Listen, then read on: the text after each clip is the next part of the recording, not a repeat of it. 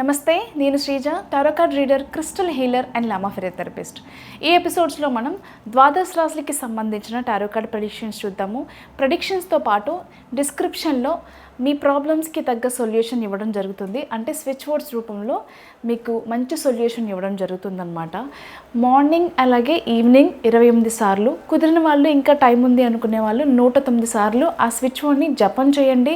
ఖచ్చితంగా మర్చిపోకుండా బ్రేక్ ఇవ్వకుండా చేసినట్లయితే కనుక ఏదైతే ప్రాబ్లమ్స్తో మీరు ఇబ్బంది పడుతున్నారో దాని నుంచి బయటపడే అవకాశం ఉంటుంది.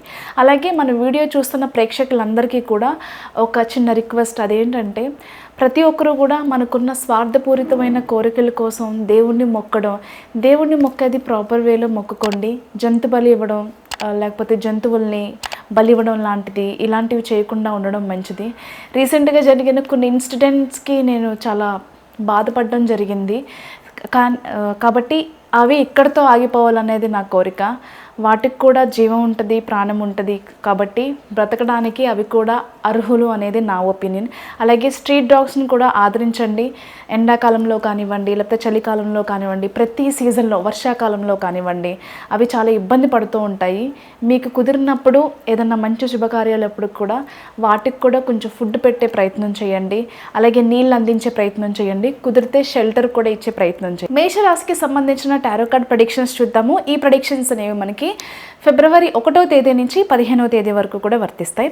మేషరాశికి సంబంధించి మీ పర్సనల్ లైఫ్లో, ముందుగా పర్సనల్ లైఫ్ గురించి తీసుకుందాం.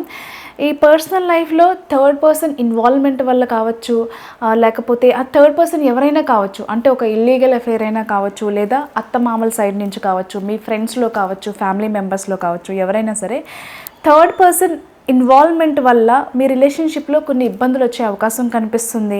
అలాగే ల్యాక్ ఆఫ్ లవ్ వల్ల కావచ్చు, అంటే లవ్ కానీ అండర్స్టాండింగ్ కానీ ఇవి సరిగా లేకపోవడం వల్ల కావచ్చు, లేకపోతే ఎక్కడో నమ్మకం కుదరట్లేదు, లేదు ఒకప్పుడు ప్రేమ కానీ అభిమానం కానీ ఉంది, అవి ఎక్కడో మిస్ అవుతుంది, అది బ్యాలెన్స్ అవ్వట్లేదు, ఏదో జరుగుతుంది, మనకు తెలియకుండా మనకు వెనక ఏదో జరుగుతుంది అని చెప్పి చాలా రోజుల నుంచి ఒక అనుమానంతో ఎవరైతే ఏది నిజం ఏది అబద్ధం అని తెలుసుకునే ప్రయత్నం చెయ్యాలి అనుకుంటూ సైలెంట్గా మీ పని మీరు చేసుకుంటూ వచ్చారో, సడన్గా మీరు అనుకుందే నిజమని తెలుసుకోవడం వల్ల హార్ట్ బ్రేక్ అయ్యి, అంటే లోకల్లో ఎవరిని నమ్మాలి ఎవరిని నమ్మకూడదు అనే డైలమాలో ఉంటారు.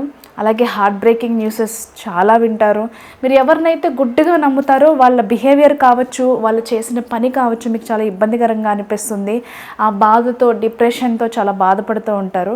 ఆ వ్యక్తి నుంచి శాశ్వతంగా దూరం అయ్యే అవకాశం కూడా కనిపిస్తుంది. కాబట్టి చాలా జాగ్రత్తగా ఉండండి. మీకున్న పెయిన్ని ఓవర్కమ్ చేసుకోవడానికి ప్రయత్నించండి. అలాగే ఇకపోతే బిజినెస్ లావాదేవీల్లో కూడా ప్రతి దాంట్లో మీ ఇన్వాల్వ్మెంట్ అనేది చాలా అవసరం. లేకపోతే ఫినాన్షియల్గా కొంచెం ఆ జగ్లింగ్స్ కానివ్వండి, ఎక్కడైతే మనం ప్రాపర్ ఇన్వెస్ట్మెంట్స్ చేయాల్సిన టైంలో ఆ డబ్బులు మనకి చేతికి అందక, లేకపోతే అన్నెసెసరీగా వేరే దగ్గర ఖర్చు పెట్టడం లాంటివి కానివ్వండి, ఇలా జరగడం వల్ల, లేకపోతే అంటే నేనేం చెప్తున్నాను అంటే, మనం ఒక బిజినెస్లో ఇన్వెస్ట్మెంట్ చేసి వదిలేసామనే దానికన్నా మీరు కూడా ఆ బిజినెస్లో ఇన్వాల్వ్ అయ్యి ఏం ట్రాన్సాక్షన్ జరుగుతున్నాయి, మనకి ఎంత వస్తుంది, ఎంత పోతుంది, ఇలాంటి విషయాల మీద కేర్ తీసుకోండి. అలాగే క్లయింట్ బేస్ని కూడా, డేటా కూడా ఎవరికి వేరే వాళ్ళ చేతిలోకి వెళ్లకుండా చూసుకునే ప్రయత్నం కూడా చేస్తూ ఉండండి. ఎప్పటికప్పుడు మీ బిజినెస్ లావాదేవీలకి సంబంధించిన విషయాల మీద చాలా ఫోకస్గా ఉండండి. అలాగే కొన్ని అన్నెసెసరీ ఖర్చులు చేస్తూ ఉంటారు, దాన్ని కూడా కొంచెం బ్యాలెన్స్ చేసుకునే ప్రయత్నాలు అయితే చేస్తూ ఉండండి. అనవసరమైన ఖర్చులు అయితే తగ్గించుకోండి. ఇదైతే మీరు బాగా పాటించాల్సిన, అంటే మనీకి సంబంధించి ప్రాపర్ ప్లాన్స్ ఉండాలి. అలాగే మీరు బ్యాలెన్స్డ్గా ఉండాలి. ఓకే, దాని తర్వాత ఇకపోతే మీకున్న అంటే పాస్ట్ ఎక్స్పీరియన్సెస్తో ఇప్పుడు మనం ప్రాపర్గా ఎలా ప్లాన్ చేసుకుని ముందుకు వెళ్ళాలి, ఎలాంటి విషయాలు మనకి జాగ్రత్తలు అవసరం, అసలు ఏం చేస్తే మన లైఫ్ ముందుకు వెళ్తుంది, ఎలాంటి వాళ్ళతో కలిసి ట్రావెల్ చేయాలి, ఇలాంటి ఆలోచనలన్నీ కూడా వస్తాయి. చాలా దూరదృష్టితో ఆలోచించి నిర్ణయాలు తీసుకోవడం కూడా జరుగుతుంది. మరీ ముఖ్యంగా పెట్టుబడుల విషయంలో, అంటే ఎక్కడ మనం ఇన్వెస్ట్మెంట్ చేస్తే అది ఫ్యూచర్లో డెవలప్ అవుతుంది, ఫ్యూచర్లో మనకి డబుల్ ట్రిపుల్ అమౌంట్స్గా మనకి బయటకి వస్తుంది అని, అదే పెరుగుతుంది అనే విషయాల మీద బాగా ఫోకస్ చేస్తారు. ఇకపోతే ఆన్ సైట్ ఆపర్చునిటీస్కి సంబంధించి శుభవార్తలు వింటారు.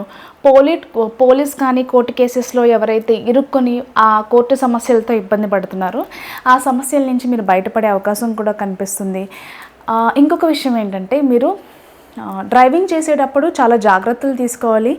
కొంచెం ర్యాష్ డ్రైవింగ్ కానివ్వండి, లేకపోతే నైట్ జర్నీస్ చేసేటప్పుడు కానివ్వండి, చాలా జాగ్రత్తలు తీసుకోవాలి. యాక్సిడెంట్ అయ్యే అవకాశాలు కనిపిస్తున్నాయి కాబట్టి.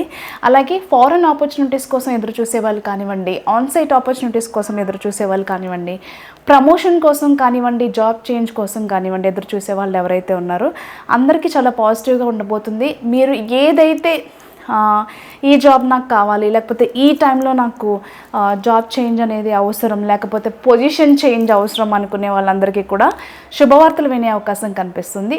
అలాగే మీకు ఏదైతే ఈ రిలేషన్షిప్కి సంబంధించిన ప్రాబ్లం ఏదైతే ఉందో, మనీకి సంబంధించిన ప్రాబ్లమ్స్ ఏవైతే ఉన్నాయో, ఈ 2 మ్యాటర్స్కి సంబంధించి ఎలాంటి స్విచ్ బోర్డ్ని మీరు జపం చేస్తే మంచి జరుగుతుంది, ఎన్నిసార్లు చేస్తే మంచి జరుగుతుంది అనేది నేను ఆల్రెడీ ఇంట్రడక్షన్లో చెప్పడం జరిగింది.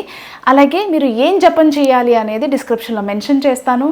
అందరూ ఏవైతే ఇబ్బందులతో బాధపడుతున్నారో వాళ్ళు ఖచ్చితంగా జపం చేయండి, దాని నుంచి బయటపడతారు. Thank you so much.